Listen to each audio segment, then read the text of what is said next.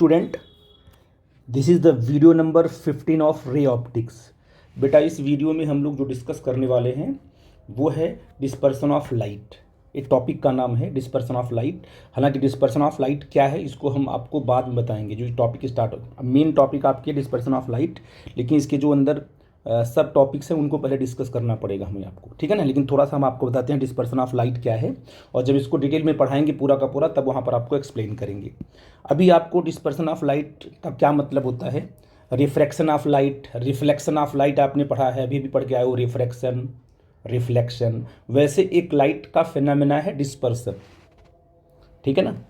तो डिस्पर्सन की मीनिंग क्या होती है मैं आपको समझा रहा हूँ। देखो, जैसे आपने कहा कि हमारे पास एक ग्लास स्लैब ऐसे लिया, कोई स्लैब कोई मीडियम ले लिया आपने ऐसे, ठीक है ना।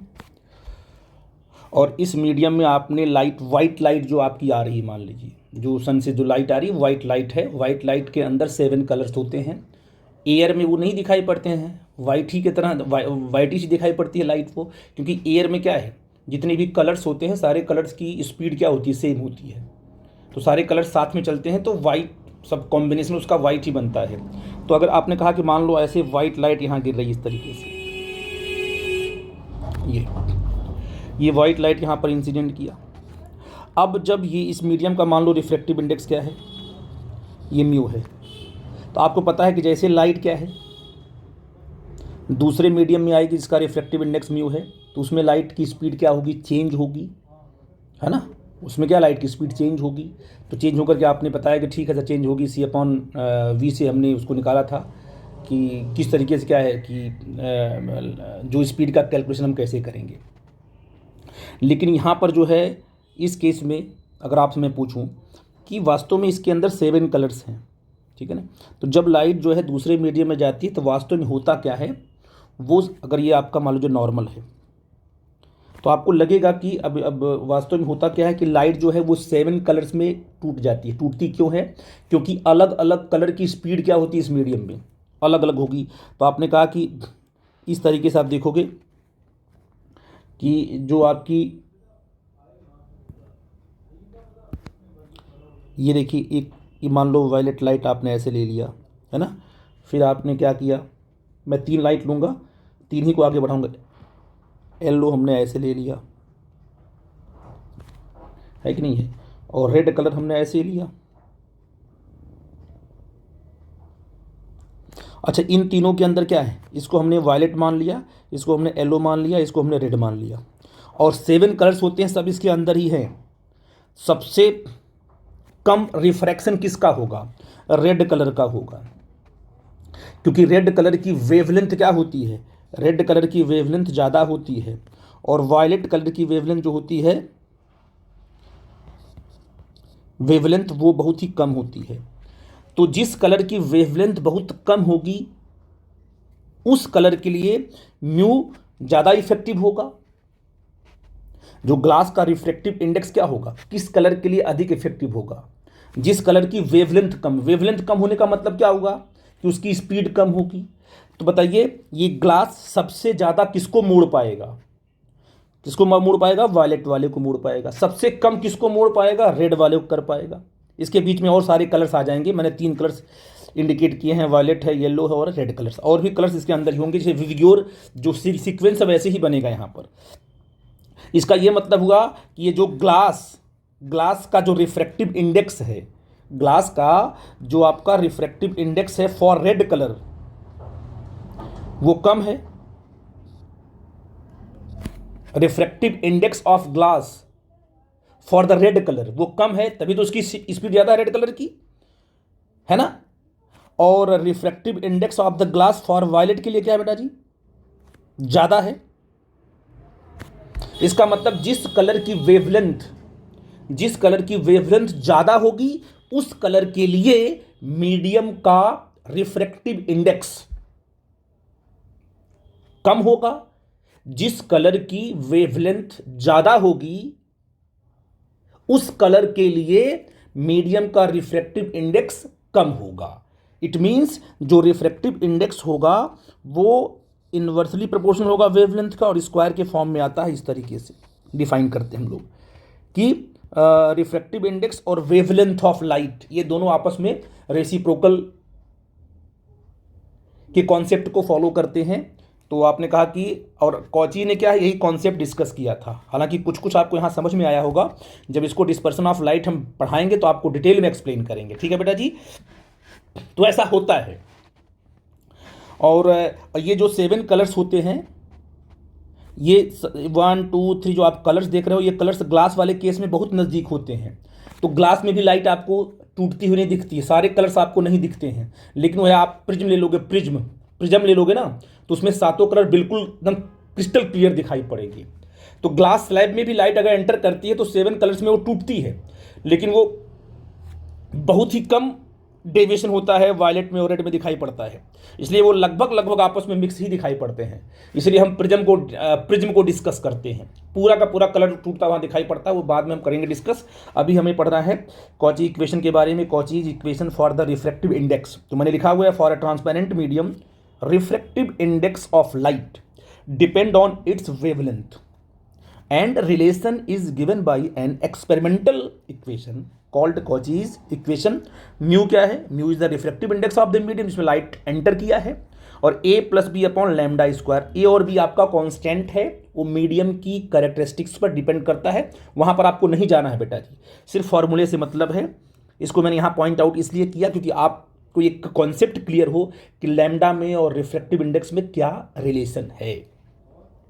यहाँ मैंने पॉइंट आउट किया, यहाँ देख रहे हो कि सब में लिखा हुआ फॉर रेड, यहाँ पर लिखा है क्या है, mu refractive index of medium, lambda wavelength of the light, A and B are the constant which depend on the medium characteristics. A और बी से कोई लेना देना, वो कांस्टेंट टर्म है, वो कैलकुलेशन से आएंगे किसी और तरीके से, बट आपको म्यू को देखना है और क्या है, लैम्डा को के रिलेशन को देखना है। तो red and violet light, lambda क्या है, रेड कलर का लैम्डा वेवलेंथ ज़्यादा होगा किससे, वायलेट से। इन दोनों को हम क्यों लेते हैं, क्योंकि एक दोनों एंड है ना, एक आपका वायलेट लेफ्ट में है और रेड आपका राइट में है, विग्योर। इन दोनों को लेके कंपेयर करके आगे बढ़ते हैं तो बीच वाला ऑटोमेटिक हो ही जाएगा। तो इसका मतलब क्या है, रेड कलर का जो रेड कलर के लिए जो रिफ्रैक्टिव इंडेक्स होगा मीडियम का वो कम होगा, और वायलेट कलर के लिए मीडियम का रिफ्रैक्टिव इंडेक्स ज़्यादा होगा। तो यही कॉची ने क्या है अपने इक्वेशन से बताना चाहा। ठीक है ना। In a medium violet light travel slower, बता चुका हूँ। वायलेट लाइट क्या होगी, स्लोअर ट्रेवल करेगी, है ना, क्योंकि वी क्या होता है। तो ठीक है, in a medium violet light travel slower and red light क्या है, देन रेड लाइट। तो रेड लाइट फास्टर है, तभी तो उसकी वेवलेंथ ज़्यादा है। तो इस तरीके से आप इसको पॉइंट आउट कर लोगे जो आपको समझना था। तो ये तो सिंपल सा एक छोटा सा इंट्रोडक्शन था, लेकिन मेन टॉपिक आपकी अब स्टार्ट होगी। हम पढ़ेंगे प्रिज्म के बारे में, जहाँ से न्यूमेरिकल खूब पूछे गए हैं। कॉन्सेप्ट आप क्रिस्टल क्लियर करना, इसके बाद क्या है 1 बाय 1 प्रॉब्लम प्रैक्टिस कराएंगे तो आपको समझ में आएगी फॉर्मूले की मीनिंग। तो हम पढ़ने वाले हैं किसके बारे में, अब हम पढ़ने वाले हैं प्रिज्म के बारे में। ठीक है ना। तो मैंने जो लिखा हुआ है उसको मैं समझाऊंगा, इसके बाद आगे बढ़ूंगा। प्रिज्म क्या है और प्रिज्म हम क्यों डील करते हैं, प्रिज्म को क्यों लेते हैं, उसको भी हम आपको बताते हैं आपको। ठीक है ना। प्रिज्म क्या है, प्रिज्म एक डिवाइस है ना, ग्लास की एक डिवाइस है जिस पर लाइट गिराते हैं तो लाइट रिफ्रैक्ट होगी। अभी इसके पहले हम लोगों ने क्या पढ़ा था, रिफ्रैक्शन हम पढ़ के आते हैं। रिफ्रैक्शन के बाद तुरंत हमको प्रिज्म पढ़ाना चाहिए, बट बुक में क्या है, लेंस के बाद दिया हुआ है प्रिज्म, तो कोई प्रॉब्लम की बात नहीं है। हमें फिर रिफ्रैक्शन पे ही आना है। लाइट प्रिज्म में पड़ेगी, एक फेस पे पड़ेगी, रिफ्रैक्ट होगी, फिर दूसरे पे जाएगी, रिफ्रैक्ट होगी, फिर उसकी हम एनालिसिस करेंगे। तो हमें रिफ्रैक्शन ही पढ़ना है प्रिज्म को पढ़ने के लिए। तो प्रिज्म क्या चीज़ है मैं आपको समझाने के बाद आगे बढ़ूंगा। प्रिज्म क्या है, जैसे मान लीजिए प्रिज्म क्या है, आपने कहा कि प्रिज्म क्या है कि एक ऐसा ग्लास का एक ऐसा शेप है ना, ठीक है ना। जैसे आपने कहा कि हमारे पास ग्लास स्लैब हमने लिया था आपके पास, इसे हमने कहा था हमारे पास एक ग्लास स्लैब ऐसे है, ठीक है ना। एक ग्लास स्लैब हमारे पास इस तरीके से थी, लाइट यहाँ पर पड़ी थी, ऐसे रिफ्लेक्ट हुई थी, फिर यहाँ से रिफ्लेक्ट हो गया। आई थिंक मेरी बात समझ पा रहे हो मैं क्या बोल रहा हूँ। नॉर्मल ड्रॉ करेंगे यहाँ पर ना, नॉर्मल सॉरी, आप ग्लास स्लैब में आपने देखा था रिफ्लेक्शन हुआ था ना, आपने यहाँ नॉर्मल ड्रॉ कर दिया था, लाइट यहाँ से गई थी, है ना, यहाँ से रिफ्लेक्ट होकर इस पर पड़ी थी, है ना, फिर यहाँ से आपने इसको ड्रॉ किया, फिर इसको ऐसे निकल गई थी ये, इस तरीके से। ये स्लैब को आप डिस्कस कर चुके हो कि स्लैब पर जब लाइट पड़ती है तो रिफ्लेक्ट होती है, एक मीडियम से दूसरे मीडियम को जाती है, तो किस प्रकार से वो रिफ्लेक्ट होती है। ये आपने स्लैब का रिफ्लेक्शन पढ़ा था। किसका पढ़ा था? स्लैब का। अभी क्या ये भी तो आपका प्लेन सरफेस है, ये भी प्लेन सरफेस है, ये भी आपका प्लेन सरफेस है, नो प्रॉब्लम। अब प्रिज्म में भी क्या है, वही कॉन्सेप्ट चलेगा, लेकिन डिफरेंसेस क्या है वो बता रहा हूँ आपको। प्रिज्म जो आपने देखा होगा, प्रिज्म आपको ऐसा मिलेगा इस तरीके से। थोड़ा सा आपको बताते हैं हम कैसे आप प्रिज्म को बनाएंगे या कैसे देखेंगे। ये प्रिज्म ऐसे होता है जिसमें ऐसे,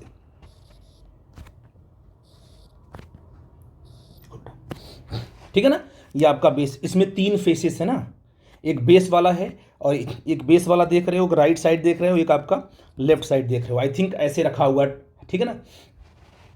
ये भी प्लेन सरफेस है, यहां लाइट पड़ेगी, इस प्रकार से लाइट पड़ेगी,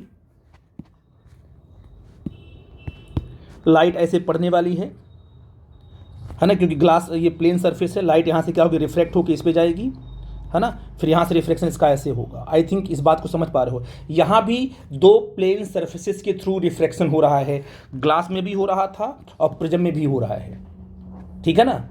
लेकिन बस दोनों में डिफरेंसेस क्या है, दोनों में डिफरेंसेस ये हैं कि यहाँ पर जो सरफेस था, पहला सरफेस और दूसरा सरफेस, इस वाले केस में दोनों बिल्कुल पैरेलल थे। ग्लास स्लैब में दोनों सरफेस क्या होते हैं, बिल्कुल पैरेलल होते हैं। लेकिन प्रिज्म वाले केस में जो प्रिज्म पढ़ते हैं तो प्रिज्म में जो दोनों प्लेन होते हैं वो इंक्लाइंड होते हैं। ये प्लेन ये है ना, एक प्लेन ये है और एक प्लेन ये है, इन दोनों के बीच का एंगल ये है ना, ये एंगल बना, तो ये दोनों प्लेन क्या होंगे, इंक्लाइंड होंगे। जब 2 प्लेन इंक्लाइंड होते हैं, एक पर हम लाइट इंसिडेंट कराते हैं और दूसरे से रिफ्लेक्ट कराते हैं, तो उसको बोलते हैं कि यहाँ पर प्रिज्म का कॉन्सेप्ट लगेगा। ये प्रिज्म के कॉन्सेप्ट से एक रिफ्लेक्शन डील होगा, ऐसा हम बोलते हैं। तो 2 प्लेन सरफेसेस अगर इंक्लाइंड है किसी एंगल पर, एक सरफेस पर लाइट गिर रही है, दूसरे से रिफ्लेक्ट होकर बाहर निकल रही है, तो वो प्रिज्म के कॉन्सेप्ट से ही डील होगा। पहली बात, आई थिंक मेरी बात आप समझ पा रहे हो। दूसरी बात यह है कि आता है एंगल ऑफ प्रिज्म का कॉन्सेप्ट आता है कि what is the angle of prism, कि एंगल ऑफ प्रिज्म क्या है। तो जो दोनों इंक्लाइंड सरफेस हैं, ये वाला सरफेस जिस पर लाइट आपने इंसिडेंट कराया है वो सरफेस लेते हैं, और जिससे लाइट क्या करती है, एमरजेंट करती है, बाहर निकलती है, वो सरफेस लेते हैं। उन दोनों सरफेस के बीच का जो एंगल होता है, that angle is known as angle of prism. I think मेरी बात आप इस एंगल को नहीं ले सकते हो, यहां पर नहीं ले सकते हो, जिस पर आपने लाइट क्या कराया है, इंसिडेंट कराया है, और जहां से लाइट आपने रिफ्लेक्ट कराया है, उन दोनों प्लेन के बीच का एंगल कहलाएगा एंगल ऑफ प्रिज्म कहलाएगा, ठीक है ना। तो 2 प्लेन कभी भी क्या है, 2 प्लेन कभी भी अगर इंक्लाइंड हैं और दोनों पर लाइट एक पे इंसिडेंट कर रही है, एक से रिफ्लेक्ट हो रही है, तो उन दोनों के बीच का एंगल कहलाएगा एंगल ऑफ प्रिज्म, और उसका जो रिफ्रैक्शन हो रहा है वो रिफ्रैक्शन डील होगा with the help of concept of prism, जो आपको हम एक्सप्लेन करने वाले हैं। तो क्या यहां पर प्रिज्म का कॉन्सेप्ट लग सकता है? कोई बच्चा कहे अगर मान लो कि सर लाइट ऐसे गिरी, यहां से रिफ्लेक्ट होकर इस पर गई, फिर रिफ्लेक्शन यहां पर हुआ, मान लो ऐसे गई, फिर यह नॉर्मल, ऐसे इसका नॉर्मल है, इसका नॉर्मल ऐसे है, तो क्या सर यहाँ पर इस वाले केस में लगेगा कॉन्सेप्ट प्रिज्म का? बिल्कुल लगेगा। क्यों? क्योंकि यहाँ पर एक प्लेन कैसा है, एक प्लेन ये है, दूसरा प्लेन ये है, दोनों प्लेन इंक्लाइंड हैं, दोनों प्लेन के बीच में एंगल बना हुआ है, तो यहाँ पर प्रिज्म का कॉन्सेप्ट लगा करके इस रिफ्लेक्शन को आप डील कर पाओगे। लेकिन इसको नहीं डील कर पाओगे, क्योंकि ये जो रिफ्लेक्शन हुआ है 2 प्लेन सरफेसेस के बीच में हुआ है। आई थिंक मेरी बात आप समझ पा रहे हो मैं क्या कहना चाहता हूँ। प्रिज्म का कॉन्सेप्ट वहाँ आ ही जाएगा जब 2 प्लेन सरफेसेस हों, एक पर लाइट इंसिडेंट करे और एक से क्या हो, रिफ्लेक्ट होकर बाहर निकले, तो कॉन्सेप्ट लगा दोगे प्रिज्म का, और आप कहोगे सर इस केस में प्रिज्म एंगल क्या होगा, ये वाला एंगल क्या होगा, प्रिज्म एंगल होगा, क्योंकि जिस पर लाइट इंसिडेंट किया है वो सरफेस और जिससे लाइट एमरजेंट हो रही है वो सरफेस के बीच का जो एंगल होगा, that angle is known as angle of prism. I think इस बात को मैं आपको समझा पाया, ठीक है बेटा जी। इसके बाद 1 बाय 1 हम आगे चलेंगे। देखो अब आते हैं कॉन्सेप्ट पे। यहाँ मैंने देखो दिखाया आपको है, ये आपको थोड़ा सा दिखाया होगा, यहाँ पर ये आपका प्रिज्म है, वाइट लाइट पड़ने के बाद क्या है, देखो यहाँ पर रिफ्रैक्शन हुआ, अलग अलग कलर में क्या है वो टूटने लगी, और बाहर निकलते ही सारे कलर्स आपको यहाँ दिखाई पड़ रहे हैं। ऊपर देखो सबसे आया कौन सा, रेड कलर सबसे ऊपर है, कम सबसे कम क्या हुआ, डेविएट ये हुआ, सबसे अधिक आपका वायलेट हुआ है। है ना। इसके बाद और सारे कलर्स आपको यहाँ दिखाई पड़ रहे हैं। तो ये डिस्पर्सन ऑफ लाइट का सबसे बेस्ट एग्जांपल होता है। प्रिज्म से जो वाइट लाइट निकलती है तो इस प्रकार से वो अलग अलग कलर में टूट जाती है, स्क्रीन पे हम उस कलर के स्पेक्ट्रम को देखते हैं, ठीक है ना। खैर एनीवे ये तो सिंपल एग्जांपल था, ये मैं आपको एक्सप्लेन कर चुका हूँ और ये मैं पूरा जो लिखा हूँ आप जान गए हो। ये जो आपके पास प्लेन है इस पर लाइट क्या कर रही है, इंसिडेंट कर रही है, रिफ्लेक्ट होकर यहाँ से बाहर निकल रही है, दैट इस फेज को बोलते हैं रिफ्रैक्टिंग फेज, इस फेज को बोलते हैं रिफ्रैक्टिंग फेज। और इन दोनों प्लेन के बीच का जो एंगल है that angle is known as angle of prism. और ये जो एज बना हुआ है जो दोनों को जोड़ रहा है एज, इसको बोलते हैं रिफ्रैक्टिंग एज बोलते हैं, ठीक है, नो प्रॉब्लम, आपको पता है, ये तो मैं एक्सप्लेन ही कर चुका हूँ। और ये पूरा का पूरा मैंने लिखा हुआ है कि एंगल ऑफ इंसिडेंट, इस लाइट को बोलेंगे एमर्जेंट रेज, इसको बोलेंगे इंसिडेंट रेज, ठीक है ना। तो इस तरीके से हमने प्रिज्म को एक्सप्लेन किया। हमें लगता है कि डेफिनेशन और आपको एग्जांपल इसका समझ में आया होगा, ठीक है। अब आपने ब्रेन में अपने सेट कर लिया कि दो इंक्लाइन प्लेन होंगे, उन्हीं को हमें डील करना, उनके रिफ्रैक्शन को, रिफ्रैक्शन ही डील करना है, फर्स्ट से सेकेंड से उसका आंसर निकाल देना, ठीक है ना। ठीक, अब देखो यहाँ पर मैं आ रहा हूँ, इंपॉर्टेंट कॉन्सेप्ट है जो आपसे पूछा जाएगा हमेशा बोर्ड में, ये तो पूछता है, साथ में उसमें न्यूमेरिकल कैसे बनेंगे उनको भी डिस्कस करूँगा मैं। तो मैंने यहाँ पर सिंपल प्रिज्म ले लिया, आपका 2D में लिया है, कोई प्रॉब्लम की बात नहीं। ये पहला फेस यहाँ पर, दूसरा यहाँ पर है, ये एंगल ऑफ प्रिज्म है, ठीक है ना। यहाँ से हमने क्या है, यहाँ से हमने लाइट को इंसिडेंट कराया है, ये इंसिडेंट रेज है और ये एमर्जेंट रेज है। जब इस सरफेस पर लाइट इंसिडेंट करेगी तो यहाँ पर नॉर्मल ड्रॉ कर दिया हमने, और ये नॉर्मल कितना एंगल बनाएगा, आई एंगल बनाएगा, ठीक है ना। अब यहाँ से लाइट क्या हो गई, रिफ्लेक्ट हो गई। जब लाइट यहाँ से रिफ्लेक्ट होगी तो ये एंगल आपका हो जाएगा R1, ये हो जाएगा रिफ्रैक्टेड एंगल, फर्स्ट सरफेस का जो रिफ्रैक्टेड एंगल होगा वो R1 होगा। फिर ये लाइट रे जो है रिफ्रैक्ट होकर जा कर के इस पॉइंट D वाले पॉइंट पे जाके इंसिडेंट किया, तो D वाले पॉइंट पर अगर इंसिडेंट किया तो फिर रिफ्रैक्ट होगी। तो इस सरफेस के लिए जो रिफ्रैक्शन लॉ लगाने के लिए आपको क्या ड्रॉ करना पड़ेगा, इस पर नॉर्मल ड्रॉ करना पड़ेगा। आपने ये नॉर्मल ड्रॉ कर दिया, तो ये जो एंगल होगा वो सेकेंड सरफेस पर इंसिडेंट एंगल होगा, इसका नाम ले लिया हमने R2, इसका नाम क्या लिया हमने, R2 ले लिया। और ये लाइट आपकी एमर्जेंट होके बाहर निकल गई, इसे बोलते हैं एमर्जेंट रेज। और ये जो नॉर्मल से एंगल बनाएगी इसको बोलेंगे एमर्जेंट एंगल E, ठीक है ना। तो ये I और E, इंसिडेंस एंगल और एमर्जेंट एंगल R1 R2। पता है आपको कि पहले सरफेस के लिए R1 क्या है, रिफ्रैक्टेड एंगल है, और दूसरे के लिए कि R2 क्या है, इंसिडेंस एंगल है, ठीक है, कोई प्रॉब्लम की बात नहीं है। यहाँ पर ए हमने क्या लिया है, A is the angle of prism, ठीक है ना। तो इस तरीके से हम लोग रिफ्रैक्शन को डील करने जा रहे हैं। अब इसमें जो हमें निकालना है वो क्या निकालना है, क्या प्रिज्म ने लाइट को डेविएट किया, ये लाइट इस पर कर रही है इंसिडेंट, तो अगर ये प्रिज्म नहीं होता तो ये लाइट ज्यों का त्यों निकल जाती, इस तरीके देखो कैसे निकलती लाइट, लाइट ऐसे निकलती,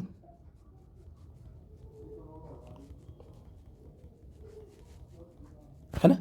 अगर प्रिज्म नहीं होता तो लाइट तो ऐसे ही निकल जाती, लेकिन प्रिज्म के आने की वजह से जो लाइट है रिफ्रैक्टेड, जो फाइनल लाइट है, जो फाइनल लाइट है क्या वो ऐसी निकल गई। तो बताइए वास्तव में प्रिज्म ने लाइट को कितना डेविएट कर दिया, तो कितना डेविएट करने के निकालने के लिए आपको क्या करना पड़ेगा, इसको एक्सटेंड करना पड़ेगा ऐसे,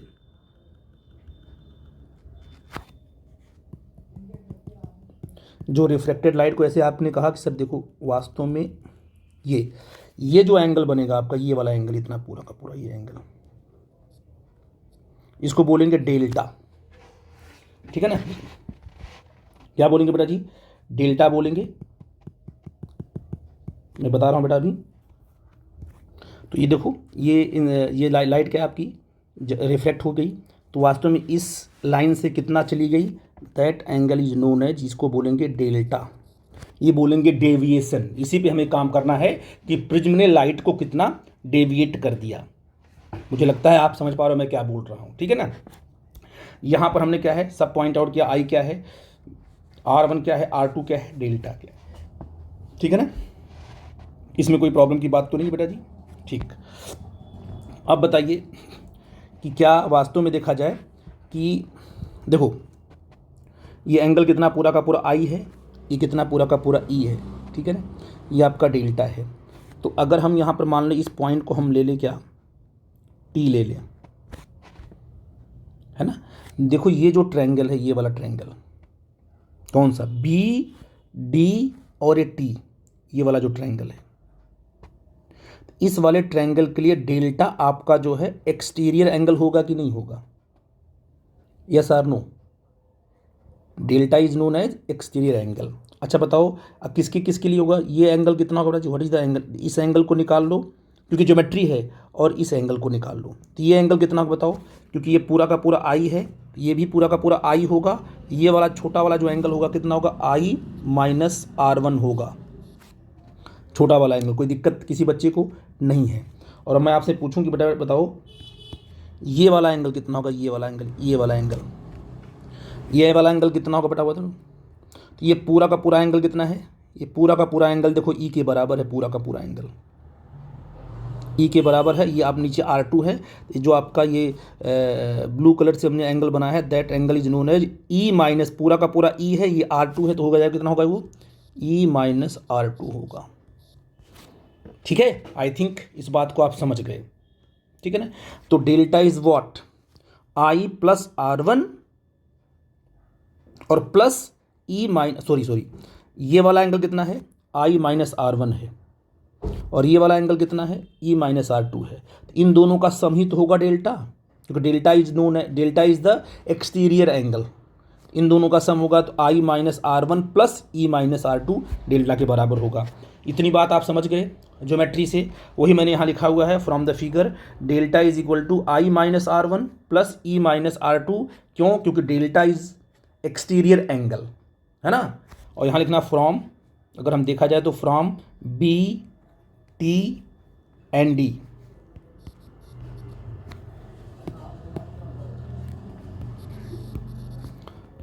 ट्रायंगल कौन सा है, बी टी और डी ट्रायंगल है।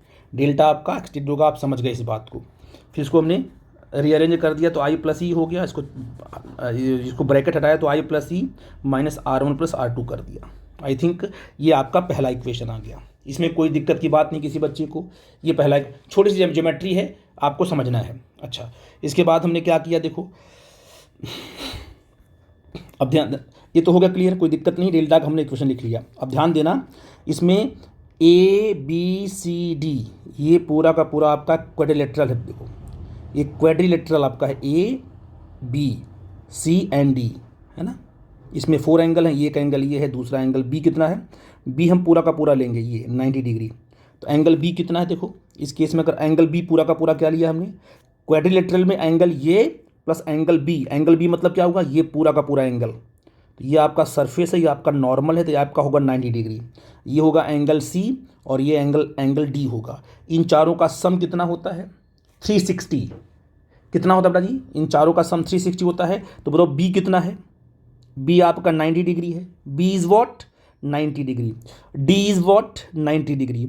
तो क्वाड्रिलेटरल में दो एंगल अगर 90 डिग्री हो गए तो जो रिमेनिंग दो बचे हैं एंगल ए और एंगल सी, ए 180 के होंगे। सिंपल सी बात है भाई, क्वाड्रिलेटरल आपका है तो बी और डी तो 90 डिग्री है, क्यों, क्योंकि आपका नॉर्मल है, ये भी आपका नॉर्मल है। तो ये 90 ये 90, तो ये दोनों 99 डिग्री हो गए। बचा कितना, एंगल ए और एंगल सी, इन दोनों का sum angle A plus angle C 180 degree होगा। ठीक है ना। तो मैंने यहाँ क्या लिखा है देखो, इन ट्रायंगल बी सी डी की बात कर लो, ठीक है। ये आपका बी सी डी, इस पे आ जाओ, एक ट्रायंगल आपका छोटा वाला ट्रायंगल आपका ये है बी सी डी। कितना होगा, R1 प्लस R2 अब plus angle C is equal to 180 degree. छोटा सा ये ट्रायंगल का तीनों का एंगल का सम क्या होता है, 180 होता है ना। तीनों हरे भाई तीनों एंगल का सम क्या होगा, 180 डिग्री होगा।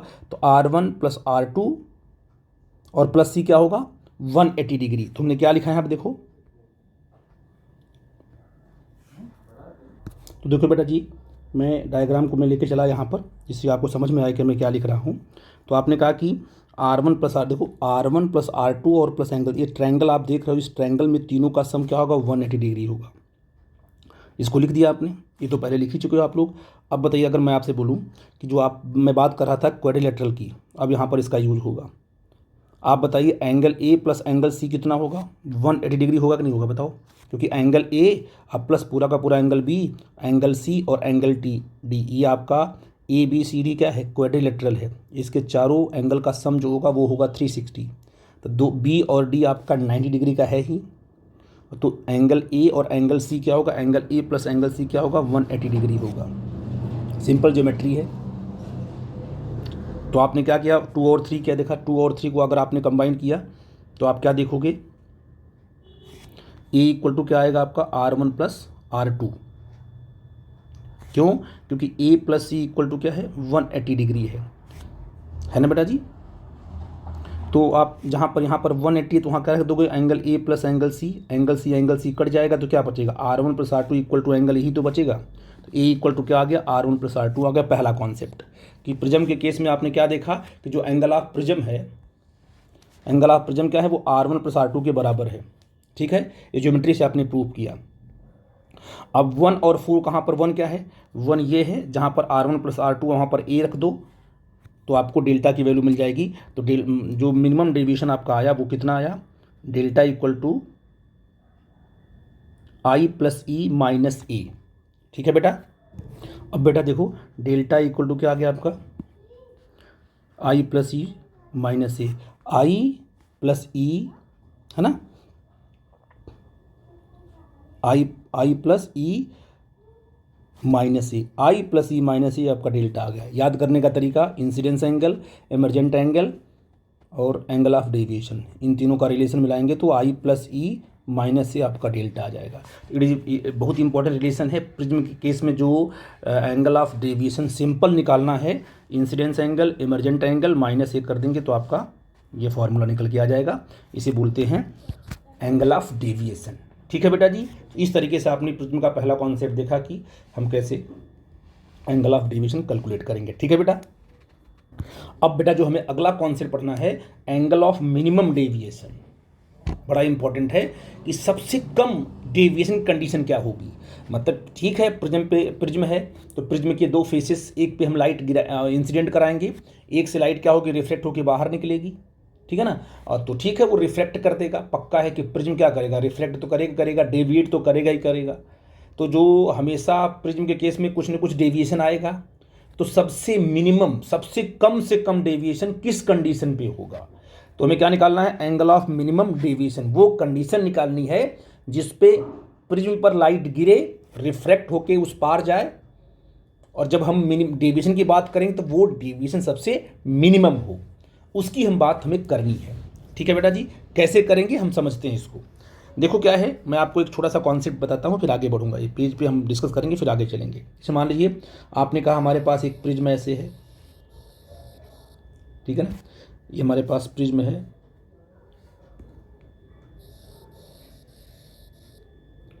ठीक है ना।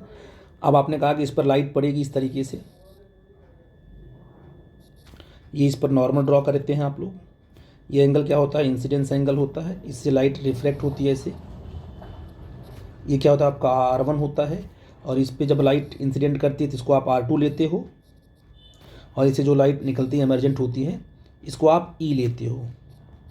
ठीक है ना। ये आपका इंसिडेंस एंगल है, इमरजेंट एंगल है R1 और R2। ठीक है ना। इसका जो है एंगल ऑफ डेविएशन ए है, तो इसमें जो डेल्टा क्या आएगा, delta is what, I plus E minus A होगा। जो डेविएशन होगा वो क्या होगा, आई प्लस ई माइनस होगा। यस और नो, सिंपल सी बात है, आप जानते हो, फार्मूला भी सॉल्व करके आप आए हो। ठीक है ना। अच्छा, अब देखिए यही प्रिज्म हमने लिया, बिल्कुल सेम प्रिज्म लिया हमने, सेम प्रिज्म लिया हमने, और हमने क्या किया,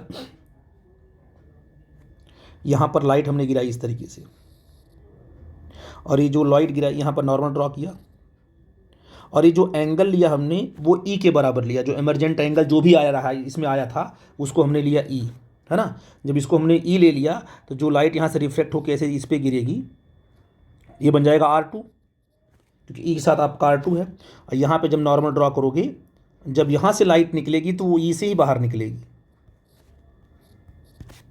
सॉरी आई से बाहर निकलेगी, क्योंकि आपने इमरजेंट, अगर आप मान लीजिए लाइट को आपने यहाँ पर क्या है, यहाँ पर लाइट को आपने 60 पे गिराया, वो 30 पे निकली, 60 पे यहाँ गिराया और 30 पे निकली, फिर आप इसको 30 पे गिराओगे 60 पे निकलेगी। सिंपल सी बात है, क्योंकि प्रिंसिपल ऑफ जानते हो रिवर्सिबिलिटी, आपने एंगल चेंज किया।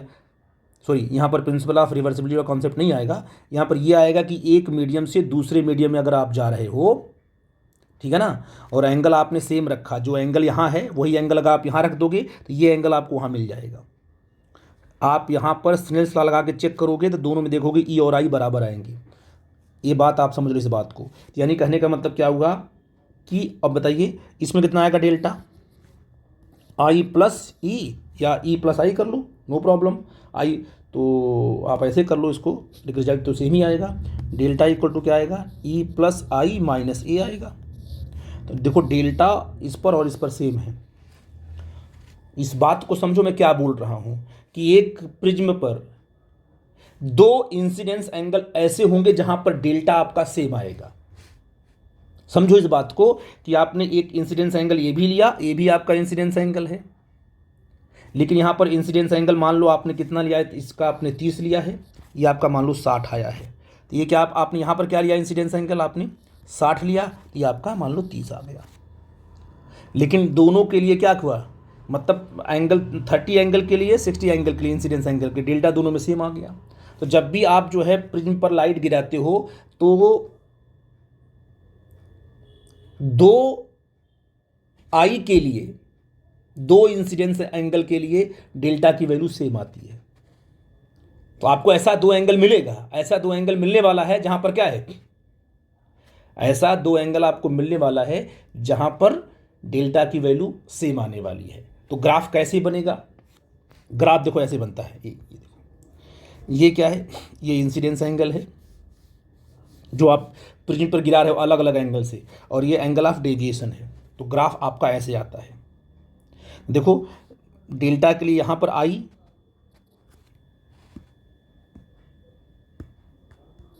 यहां पर आई, देखो I1 और I2 दो ऐसे एंगल आपको मिले जहां पर डेल्टा की वैल्यू क्या होगी, सेम होगी। फिर आपको और भी एंगल मिलेंगे, क्या 30 और 60 का ही बनेगा कॉम्बिनेशन, कोई और एंगल बन सकता है कि नहीं है। तो आपका जो ग्राफ है आपको ऐसे ही मिलता है कि मतलब आपको ग्राफ आप डेविएशन आपका दो एंगल पे डेविएशन आपका हमेशा सेम मिलता रहेगा। और मिनिमम डेविएशन कब होगा, what is the condition for minimum deviation. Minimum deviation condition ये होती है कि जिस एंगल पर वो पॉइंट जहां पर, क्योंकि आपको पता होगा कि ये अगर क्या रहा होगा, अगर ये मान लीजिए इंसिडेंस एंगल रहा होगा तो ये इमर्जेंट एंगल रहा होगा। एक बार आपने इंसिडेंट एंगल को ले लिया होगा, ठीक है, इंसिडेंट कराया, फिर इमर्जेंट एंगल को भी लेके आपने इंसिडेंट कराएगा, दोनों पे डेल्टा आपका सेम आ गया होगा। यहाँ पर क्या होगा, यहाँ पर क्या देख रहे हो कि जब आप मिनिमम डेविएशन आपको तब मिलेगा जब ये आपका प्रिज्म अगर ऐसे है और इस पर आपने लाइट ऐसे गिराई, ये आपका आई है और इस पर ये लाइट गई यहाँ पर रिफ्रैक्ट होकर के, और यहाँ से लाइट क्या है, रिफ्रैक्ट हो गई, ये आपका ई होगा। जब आई इज इक्वल टू ई होगा, मतलब इंसिडेंस एंगल और एमर्जेंट एंगल की वैल्यू सेम हो जाए, मतलब आपने 30 पे गिराया आपको 30 मिल जाए, तो पक्का है कि उस टाइम पर जो डेविएशन होगा वो मिनिमम डेविएशन होगा। This is the condition. और जब ऐसा होगा तो ये जो रिफ्रैक्टेड लाइट है ना प्रिज्म के अंदर, वो बेस के पैरेलल होगी, ऐसी वो क्या होगी, बेस की होगी पैरेलल। तो आई होगा तो ये आपका R1 होगा, ये भी आपका R होगा, मतलब ये दोनों बराबर होंगे, मतलब R1 भी किसके बराबर होगा, R2 के बराबर आपको मिलेगा। क्योंकि जब आई और ई बराबर होगा तो R1 और R2 बराबर नहीं होंगे, होंगे बेटा नहीं। तो ये कंडीशन आपको मिलेगी, मैंने वो पॉइंट आउट करना बताना आपको है, मैं बता रहा हूँ यहाँ पर, ठीक है ना। तो आई इज इक्वल टू क्या इस पे है, ई। जब आई इक्वल टू ई हो जाएगा तो उस टाइम पर क्या मिलेगा आपको, मिनिमम डेविएशन। बड़ा अच्छा ग्राफ है, इस पर कॉन्सेप्ट, इस ग्राफ को लिख करके ही आप आगे बढ़ोगे। देखो मैं यहाँ पर लिखा हूँ, और साथ में आपको ये प्रूफ करना है, डेल्टा एम क्या आपका है, minimum deviation. Refractive index of the glass is equal to sine A plus delta M upon 2, ये पूरा का पूरा एंगल है, ये पूरा का पूरा एंगल है, अपॉन 2 पूरा का पूरा नहीं, गलती मत कर देना, एंगल में ही है। Sign A plus delta M upon 2, ये पूरा का पूरा एंगल है, इंटू साइन ए बाई 2, ए क्या है, एंगल ऑफ प्रिज्म है, डेल्टा एम क्या है, मिनिमम डेविएशन है, ये हमें प्रूव भी करना होता है इसी के हिसाब से, ठीक है ना। तो the angle of minimum deviation may be defined as the lowest value of deviation suffered by ray of light on a passing through a prism. सबसे कम डेविएशन जब होगा तो हम क्या कहेंगे कि वो आपके मिनिमम डेविएशन कंडीशन है, ठीक है ना। When the prism is minimum deviation position, जब प्रिज्म क्या होगा तुम्हारा सबसे मिनिमम डेविएशन पोजीशन पे होगा, तो उस टाइम पर the angle of incidence is equal to the angle of incidence is equal to the angle of emergent, ठीक है, ये दोनों बराबर होंगे। And the ray and the refracted ray passes parallel to the base, है ना, ये वाली रे जो अंदर से रिफ्लेक्ट होकर जा रही है पैरेलल टू द बेस, ये बेस की बिल्कुल होगी पैरेलल, जो इसकी होगी बिल्कुल ऐसे पैरेलल होगी, तभी ये R1 और R2 बराबर भी होंगे। End of prism that is the ray passes symmetrically through the prism, prism से क्या है रे बिल्कुल सिमेट्रिकली पास होगी। दस फॉर मिनिमम डेविएशन जो डेल्टा है वो डेल्टा एम तब बनेगा, मिनिमम तब बनेगा जब आई इज इक्वल टू क्या होगा ई होगा, और जब आई इज इक्वल टू ई होगा तो R1 और R2 बराबर होंगे, उनको हम R कह सकते हैं कि R1 R2 बराबर, उसको R हम कह सकते हैं। तो आप कहोगे आपको पता है सर ए क्या होता है, प्रिज्म वाले केस में ए होता है R1 plus R2, angle of prism आपने अभी डिफाइन किया था पहले, तो यहाँ पर R प्लस R कर सकते हो, तो R इक्वल टू क्या आ जाएगा A/2, सिंपल सी बात है। जो रिफ्रैक्टेड एंगल चाहे ए वाला लो चाहे वाला लो, आपका क्या आएगा A/2 आएगा। और डेल्टा एम क्या होता है, डेविएशन क्या होता है, डेविएशन होता है I प्लस E माइनस ए, तो डेल्टा एम क्या होगा, आप इसको ऐसे कर सकते हो, यहाँ पर इसको रफ कर सकते हो, यहाँ पर ये एक मिनट इसको थोड़ा छोटा करके आप इसे भाई हमारे पास ये क्या है, ये ऐसे कहोगे तो शायद आपको बेहतर पड़ेगा। डेल्टा इक्वल टू क्या होता है I प्लस ई माइनस ए होता है, तो जब डेल्टा एम बनेगा तो क्या ई आई के बराबर हो जाएगा, I प्लस आई माइनस ए हो जाएगा ये, तो बताओ 2i कितना होगा, इतना हो जाएगा, और आई क्या हो जाएगा डेल्टा एम प्लस ए अपॉन 2, आया नहीं आया। और अगर आपके पास ये प्रिज्म देखो, ये प्रिज्म आपके पास ऐसे है, ठीक है ना, मैं इसको बना रहा हूँ और आपको समझा रहा हूँ, ठीक है ना। तो इसको सॉल्व करना बड़ा आसान है, बस आपने क्या करना है, देखो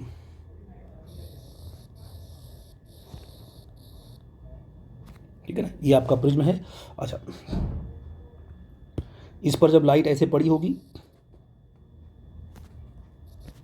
यहाँ पर नॉर्मल ड्रॉ कर दिया आपने ऐसे, ये आपने क्या लिया है आई ले लिया है, यहाँ से रिफ्लेक्ट हो गई बेस के बिल्कुल पैरेलल, है ना बेटा जी।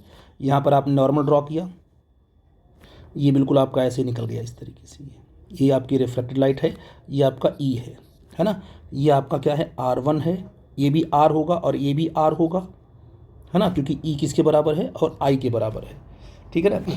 आई थिंक मेरी बात समझ गए आप। अब बताओ ये इस सरफेस पे, पहले सरफेस पर लगाओ स्नेल्स लॉ, पहले सरफेस पर, और आई की वैल्यू आप निकाल चुके हो। अगर मिनिमम डेविएशन है तो आई की वैल्यू क्या होगी डेल्टा एम प्लस ए अपॉन 2, और आर की वैल्यू क्या होगी A/2 ये निकाल चुके हो। तो इस पे अगर इस सरफेस पर लगाओगे स्नेल्स लॉ तो क्या होगा, क्योंकि इसका रिफ्रैक्टिव इंडेक्स है 1, इसका रिफ्रैक्टिव इंडेक्स है म्यू ग्लास का, ठीक है ना। तो क्या होगा μ1 sine I is equal to μ2 sine R, तो μ1 कितना 1 है, sine I is equal to क्या है म्यू साइन आर, क्योंकि μ2 आपका म्यू है, तो म्यू कितना बन जाएगा sine I upon sine R बन जाएगा, ठीक है ना। अब फ्रॉम इक्वेशन 1 से आई की वैल्यू और आर की वैल्यू पुट कर दो, तो क्या आ जाएगा mu equal to sine delta M plus A/2 upon sine A/2। देखो आपने ये प्रूफ कर दिया कि रिफ्रैक्टिव इंडेक्स और मिनिमम डेविएशन का रिलेशन आपने इस तरीके से निकाला जो आपको प्रूफ करना था, ठीक है ना। और साथ में आपने मिनिमम डेविएशन की कंडीशन भी पॉइंट आउट यहाँ कर दी, इसमें प्रॉब्लम की बात नहीं है, ग्राफ को मैंने एक्सप्लेन कर ही दिया है, आई थिंक आपको डाउट नहीं होगा। साथ में एक चीज़ और है बड़ी इंपॉर्टेंट है, इसको मैं आगे यहाँ पर मैंने लिख दिया है, if the angle of prism is very small, ये आपने जो प्रिज्म लिया है ऐसे और ऐसे कर लिया आपने इसको ऐसे,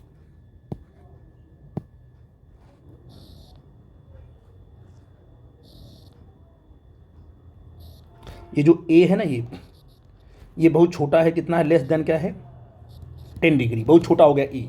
अगर एंगल ऑफ प्रिज्म बहुत छोटा हो गया तो आपको पता है कि sine theta equal to theta होता है, ये तब के लिए ये कंडीशन जब आपका ए बहुत छोटा हो, मतलब एंगल ऑफ प्रिज्म बहुत छोटा हो, तो अगर तो आपको पता है कि एंगल ऑफ प्रिज्म छोटा है तो ए भी छोटा होगा, ए छोटा है, डेल्टा एम ऑलरेडी छोटा ही है, अपॉन टू ये पूरा का पूरा एंगल छोटा हो जाएगा।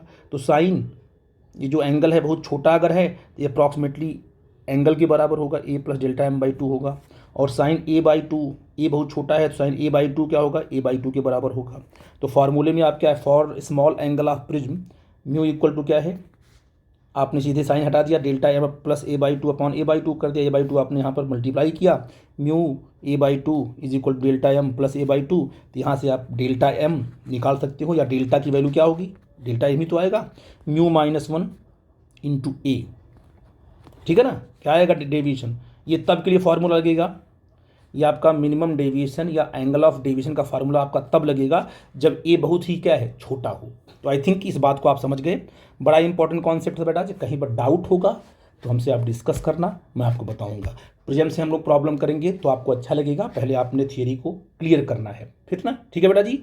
आई थिंक मेरी बात आप समझ गए। Thank you.